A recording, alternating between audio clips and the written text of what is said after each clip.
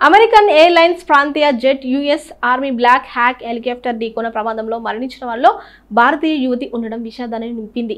2001 తర్వాత అమెరికాలో జరిగిన అత్యంత ఘోరమైన విమాన ప్రమాదంలో భావిస్తున్న ఈ ఉదంతంలో 67 మంది ప్రాణాలు కోల్పోయిన సంగతి తెలిసిందే.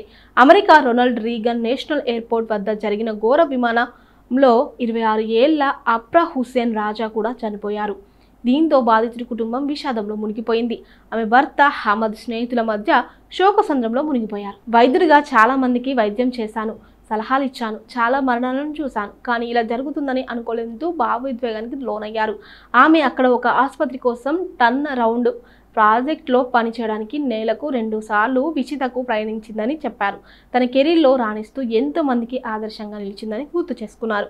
నైట్ షిఫ్ట్లో మేల్కొని ఉండేందుకు తరచుగా తనకి ఫోన్ చేసిందని, అందరి కోసం ఆలోచించేదని, ఎవరికి ఏ కష్టం వచ్చినా వెంటనే స్పందించేదని ఆయన తెలిపారు.